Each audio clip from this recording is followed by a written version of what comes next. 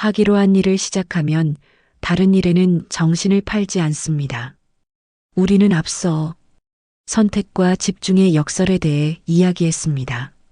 선택한 것만 열심히 하고 나머지를 대충 해버리는 태도로는 결코 위대한 사람이 될 수 없다는 내용이었습니다.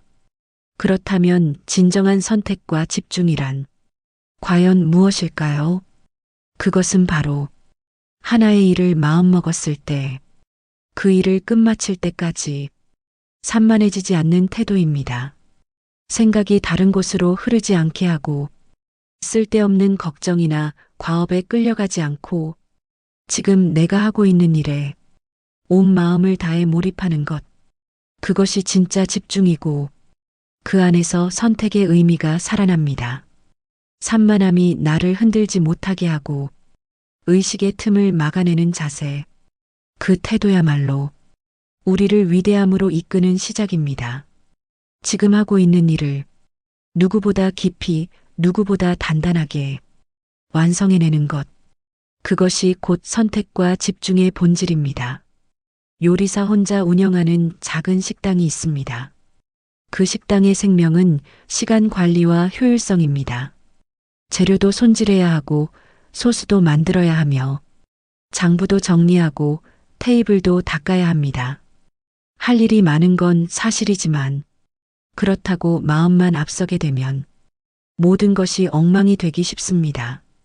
고기를 썰다가 소스를 끓이고 소스를 끓이다 말고 행주를 빨고 테이블을 닦다 보면 결국 아무 일도 제대로 끝나지 않습니다. 식당은 더 지저분해지고 재료는 맛을 잃게 되며 심지어 손을 다칠 수도 있습니다. 생각이란 그 자체로 자력이 있습니다. 우리가 다스리지 않으면 그 생각에 오히려 휘둘릴 수 있습니다. 인간은 본래 불안한 존재이기에 생각이 꼬리를 물고 번져나가기 쉽습니다. 하나의 생각은 여러 가지를 부르고 그 끝은 걱정과 불안으로 이어집니다. 그래서 현명한 사람은 일을 시작하기 전에 머릿속 순서를 정합니다. 가장 중요한 것부터 줄을 세우고 하나하나 차례로 처리해 갑니다.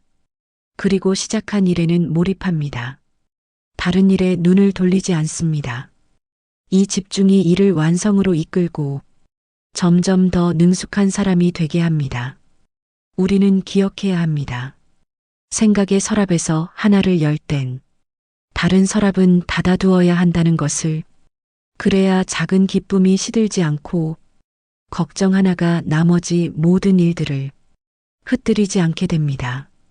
하나의 중요한 일을 걱정하느라 많은 소중한 일을 소홀히 하지 않도록 하나의 집중된 생각이 우리의 삶을 깔끔하게 만들어줍니다. 인간에게는 활동하고자 하는 욕망이 있습니다. 보더콜리라는 개가 있습니다. 양치기개 중에서도 가장 뛰어난 품종으로 활발한 성격, 강한 체력, 엄청난 운동량을 가졌죠. 보더콜리는 일하는 걸 무척 좋아합니다.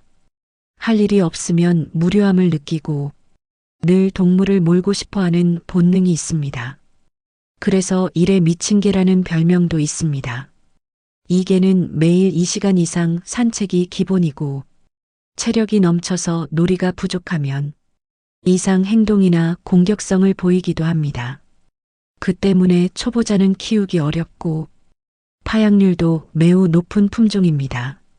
하지만 서양에서는 보더콜리의 본능을 존중하기 위해 일부 견주들이 양을 직접 기르기도 합니다.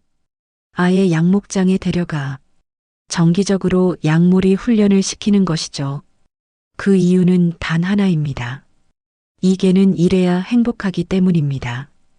그 이야기를 들으며 우리는 한 가지를 곰곰이 떠올리게 됩니다. 혹시 우리도 그런 존재는 아닐까? 몸을 움직이고 의미 있는 일을 하고 무언가를 이루며 본능적인 욕구를 해소해야만 비로소 마음이 안정되는 그런 존재 말입니다.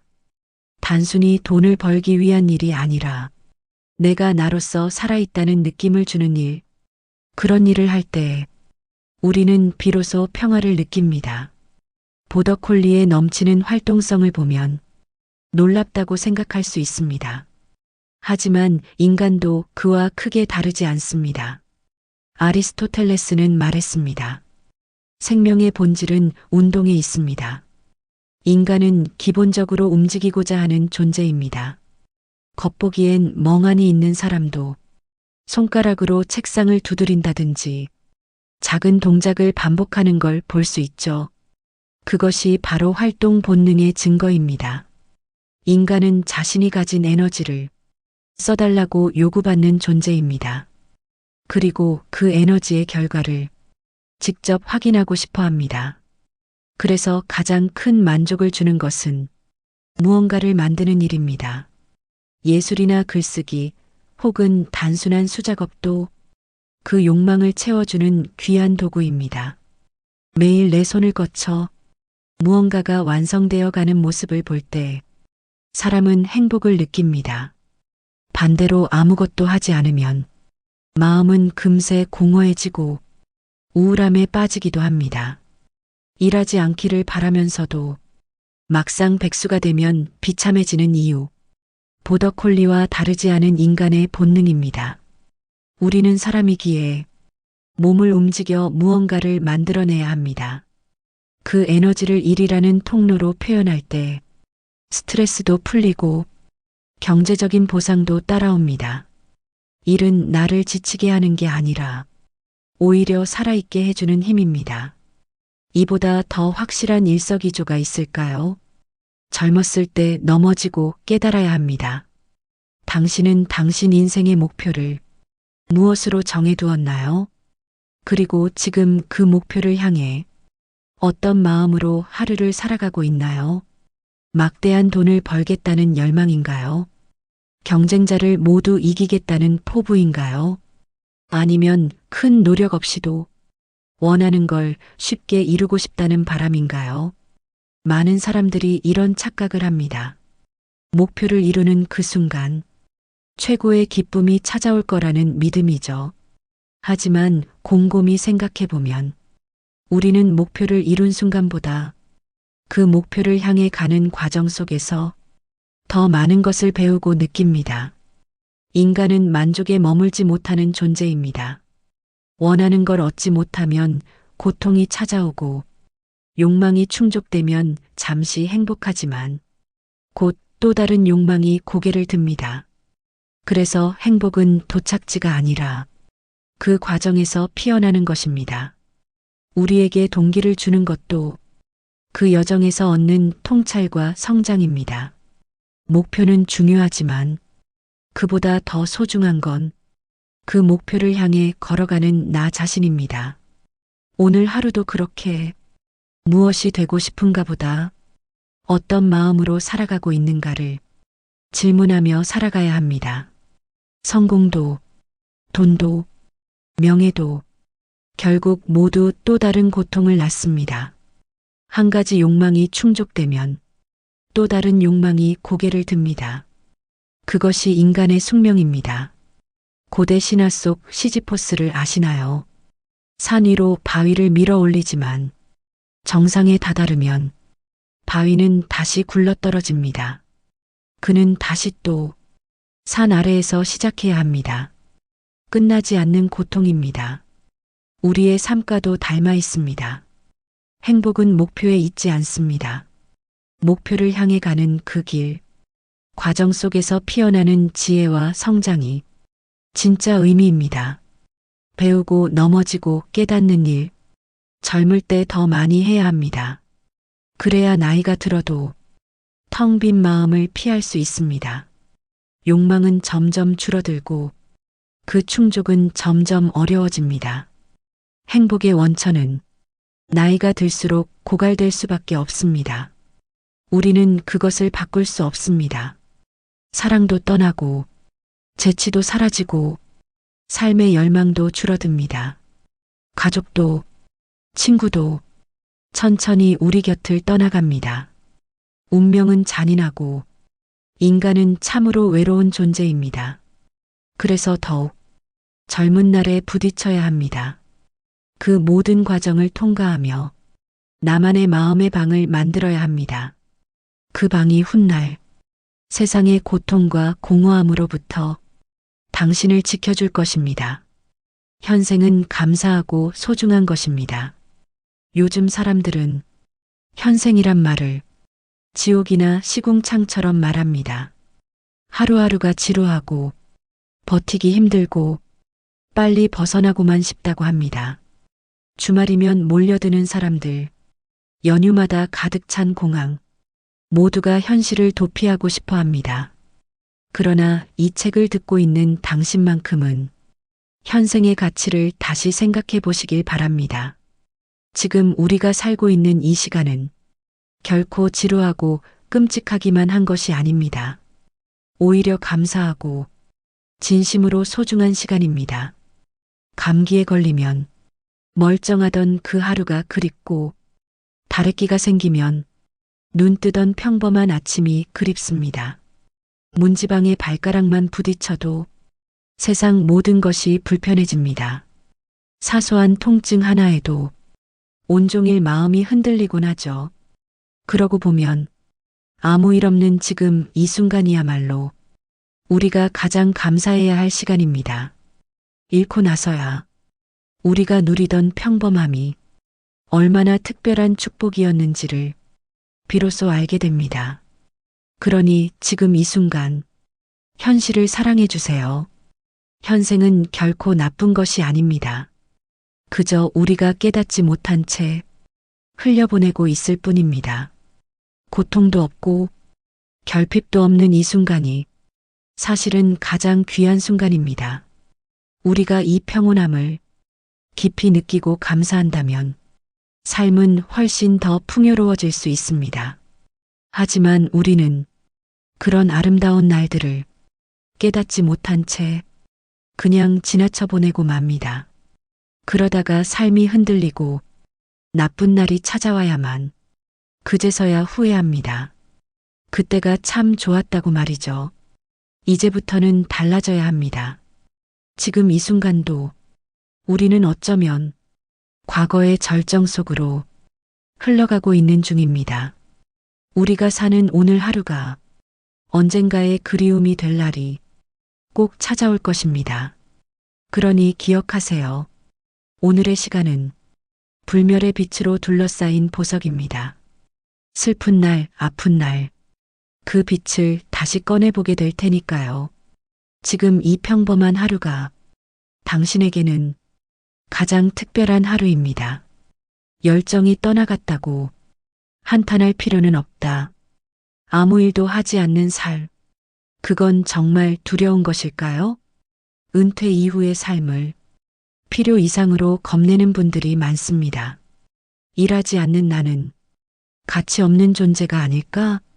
이런 생각에 사로잡히기도 하지요. 그런 생각은 젊음을 황금기로, 노년을 침몰로 여기는 사회 분위기에서 비롯된 것입니다. 하지만 진실은 다릅니다. 젊은 시절에는 의욕과 욕망이 가득하고 그 열정은 삶을 흔들고 몰아갑니다. 그 속에서 기쁨을 맛보기도 하지만 사실 고통이 더 큽니다. 욕망은 늘 새로운 고통을 낳으니까요. 노년이 되면 그 열정은 서서히 떠납니다. 그렇다고 슬퍼할 이유는 없습니다. 열정이 떠난 자리에 명상이 찾아오니까요. 명상은 노년을 좋아합니다. 이제 마음은 한층 자유롭고 삶을 깊이 있게 들여다볼 수 있으니까요. 젊은 날엔 몰랐던 것들을 비로소 이해하게 되는 시기, 그것이 바로 노년입니다. 그러니 은퇴를 두려워 마세요. 이제부터는 진짜 나를 만나는 시간이 시작됩니다. 열정이 떠나갔다고 한탄할 필요는 없습니다. 은퇴를 두려워할 필요는 없습니다.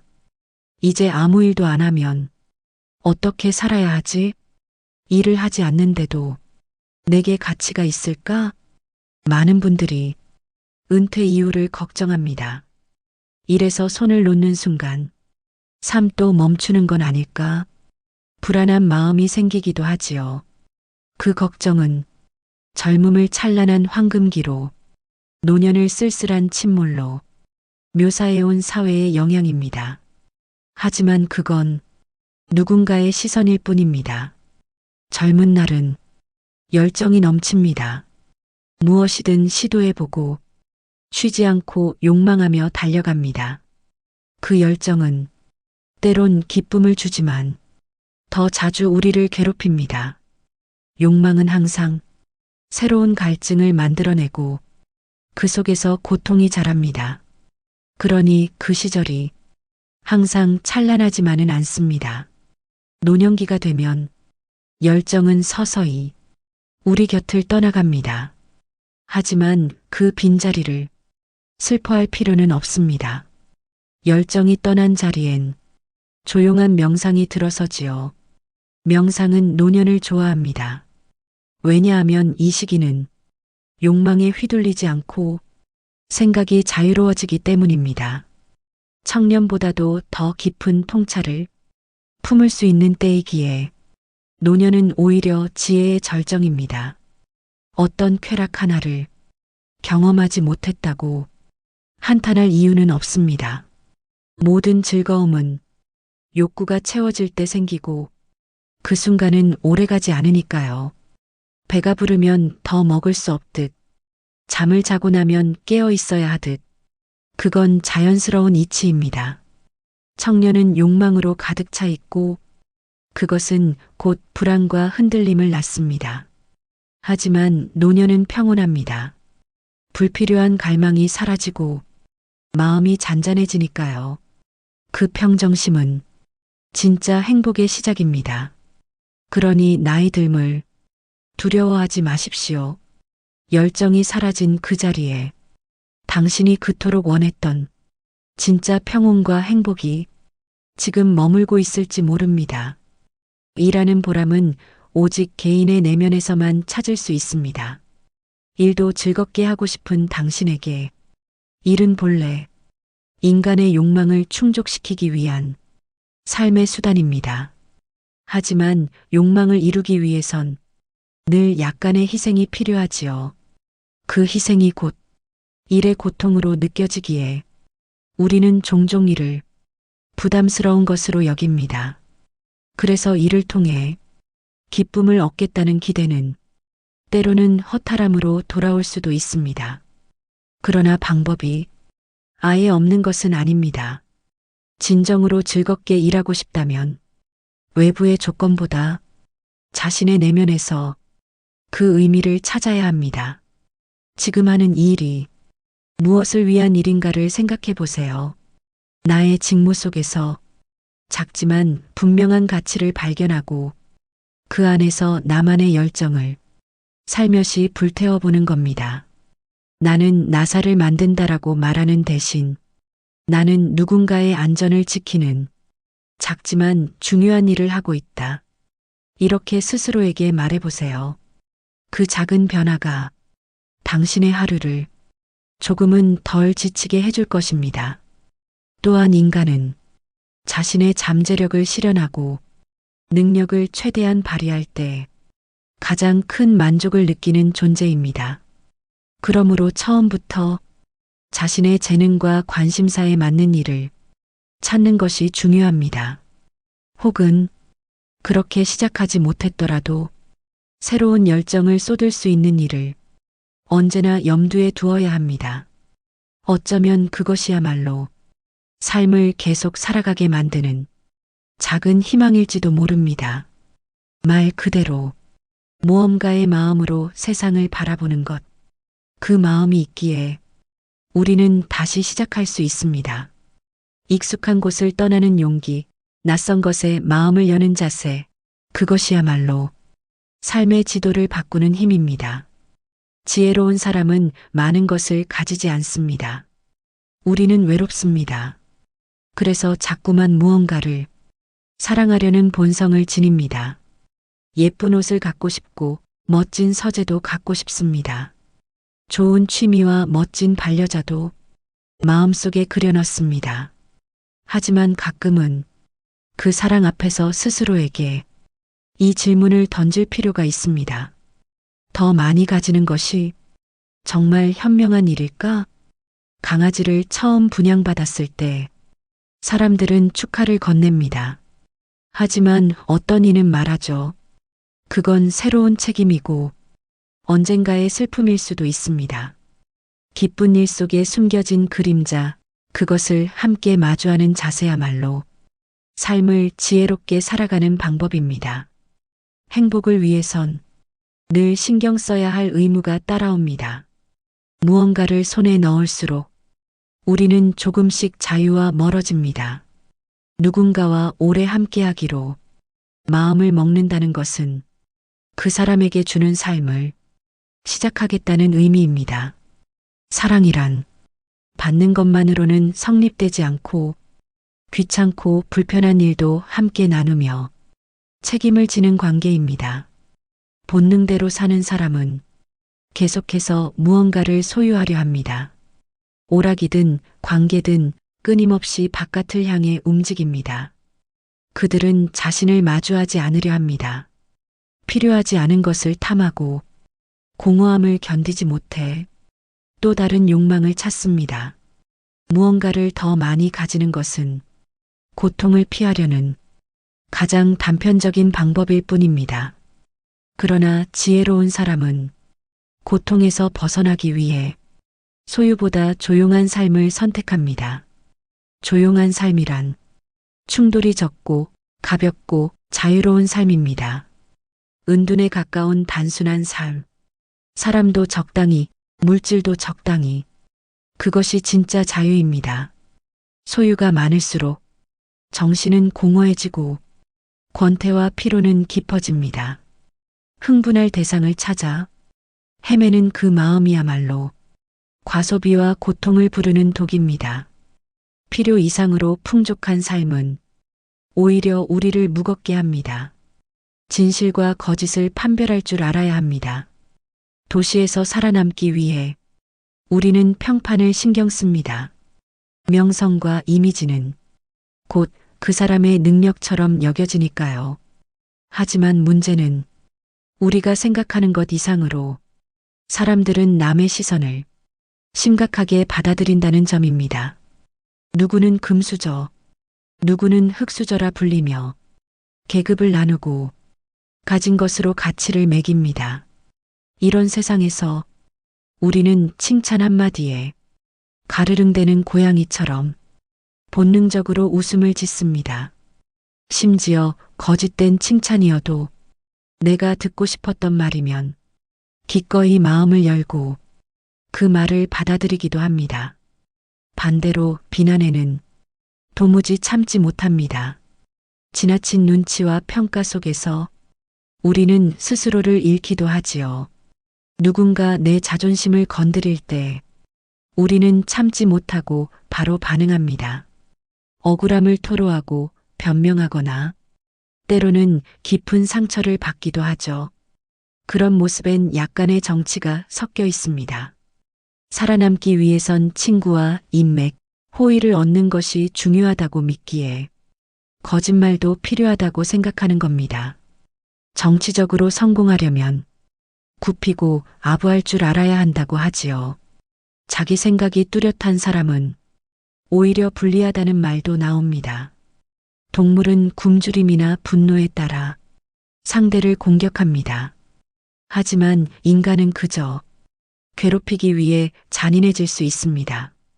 그런 존재가 하는 말이 항상 진실할 수는 없겠지요. 그 행동이 언제나 순수한 동기에서 나왔다고도 볼 수 없습니다. 그래서 우리는 자신의 내면과 외면을 구분할 줄 알아야 합니다. 내 안에 무엇이 있는지, 그것이 내 삶을 어떻게 채우는지 돌아봐야 합니다. 반대로 타인의 시선을 과하게 의식하면 삶이 왜곡됩니다. 그들의 생각이 내 존재를 결정짓는 기준이 되어선 안 됩니다. 우리의 감각과 생각은 생각보다 자주 오류를 범합니다. 내가 아는 진실이 환영이나 착각일 수도 있습니다. 그러니 언제나 의심하세요. 진실을 알고 싶다면 비판적인 시선과 회의적인 태도를 늘 잊지 말아야 합니다. 누군가의 말과 행동이 진심인지 거짓인지 그 진짜 의미를 스스로 판별할 수 있어야 합니다.